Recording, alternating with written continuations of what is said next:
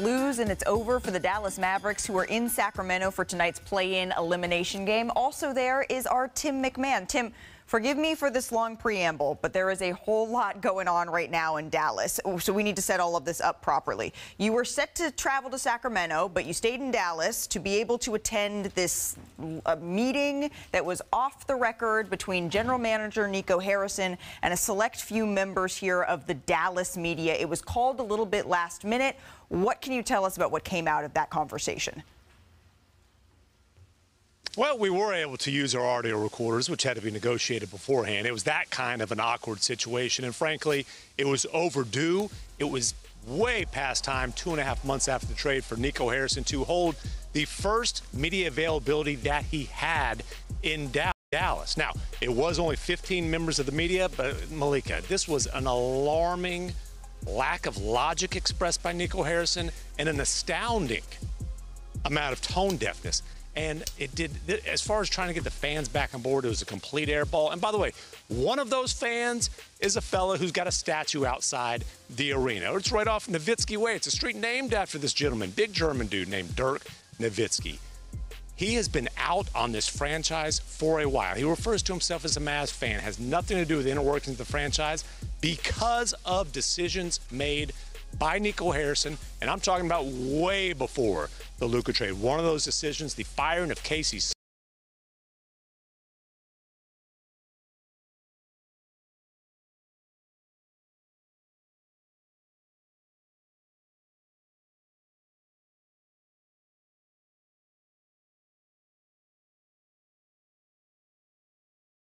sure as hell doesn't find that funny. Patrick Dumont's listening, by the way. This has been one heck of a learning experience for him in his first full year as an NBA governor. I think it's come to the realization that he's got a massive mess on his hands. He's got some decisions to make to begin the cleanup process in Dallas. Yeah, as you reported, Nico Harrison said many times when he was asked to sort of explain the logic of trading away Luka Doncic that defense wins championships, insinuating that he doesn't think that that could have happened with Luka there, although they went to the NBA Finals last year. Tonight, though, the stakes couldn't be higher for the Dallas Mavericks. Beat Sacramento, and they have a chance to be in the playoffs. Lose, and their season is done. Sacramento is hoping to have something to say about all this. And when the Kings win, they light the beam. Do you think that they would, I don't know, invite you to do that tonight?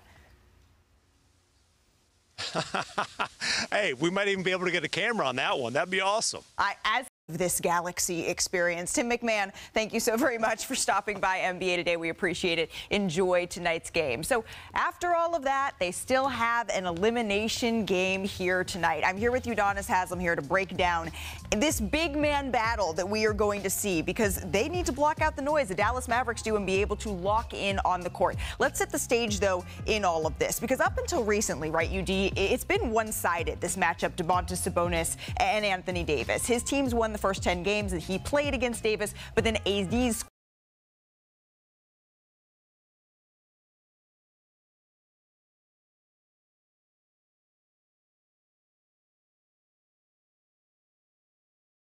elbows, making sure this defender, if he goes middle, is going to give him trouble. This is where Austin Reeves needs to pull around a little bit just to get in AD's vision. So now he gets the shot, but it's technically against two people. So even though he played good defense and kept his chest between him and the basket, you freeze it here.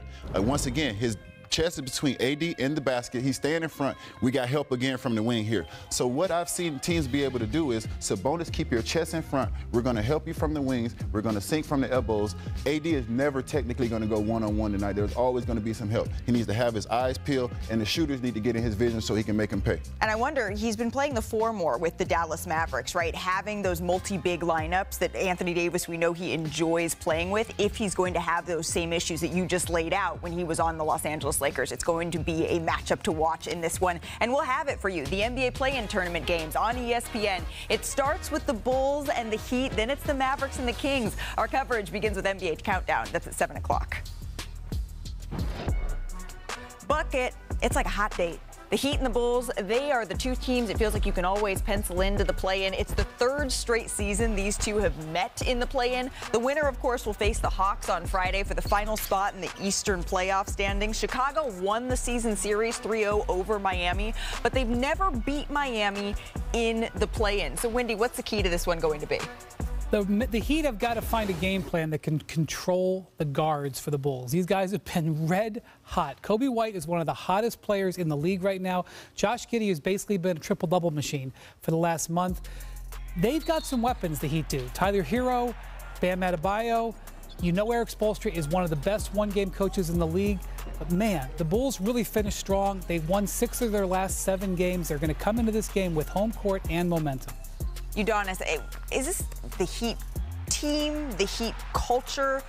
It brings out the Miami Heat have been the most successful play-in team in play-in history. It's a short history, but they have been. What is it about Eric Spoelstra in these moments, or this group in this moment? I mean, this is when Spo feels most alive, when he's in the mud. You would think that a championship coach just loves being on top and loves winning. No, he actually loves being in the mud. When you find out who's with you, who you can take in the foxhole with you. So when those guys are looking around that locker room, those guys are saying, we don't believe anybody in the world can beat us 4 straight games. All we have to do is win 1 out of 4. We're taking those odds. So I'm rallying my troops right now saying, guys, they beat us 3 times. There's no way in hell they can beat us 4 straight. We got to be able to get 1 game tonight. I know Spo, he's saying, just wrap your around 24 hours. Not the whole series, not another playoff series, not the next round, just these next 24 hours. We need to be savage. What about Bam specifically? Bam's been playing great right now. I think he's got a lot of clarity, and all this, he's grown as a player, but he's also grown as a leader. And I think that's gave him more clarity on the basketball court as well. One thing I tell Bam is the guys around you, spending time with those guys off the court, getting to learn those guys in their family, that only helps the relationship that you guys have on the basketball court. He's taken that team, he's led that team, and you see those guys starting to come together the second half of the season after going, losing those 10 straight games. That's the Miami side of this play-in game. Brian, you mentioned the play of Josh Giddey here, but he's been battling through injury. What more can you tell us, Shams? Malika, Josh Giddey will be playing tonight against the Heat, and he's been playing the last month or so from what I'm told is a muscle tear in the palm of his right hand, his shooting hand.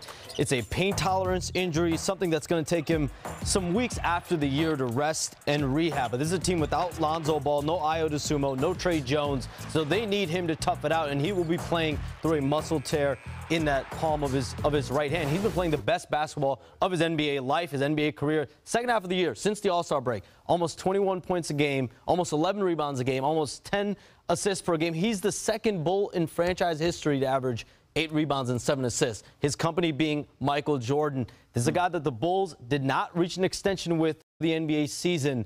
Clearly, his value is going up. That's what is going to be super interesting about Josh Giddey. He is going to be one of the more fascinating players to watch in the NBA this summer. He is going to be a restricted free agent. Nobody has any money to spend. It's not a good time to be a restricted free agent, but he's having such a strong finish to this year. He gets an opportunity in the postseason to send a message to the Bulls management to take care of him long term. Well, and these are the questions. These are, when you talk about what's at stake for these two franchises, these are the conversations that they could be having after tonight, depending on who's going home. All right, coming up here on NBA Today, let's talk about another first-round matchup. How much does Anthony Edwards need to do